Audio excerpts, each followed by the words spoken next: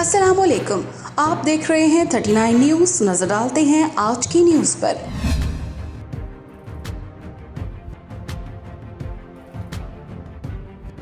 تفصیلات جانتے ہیں اپنے نمائندے سے۔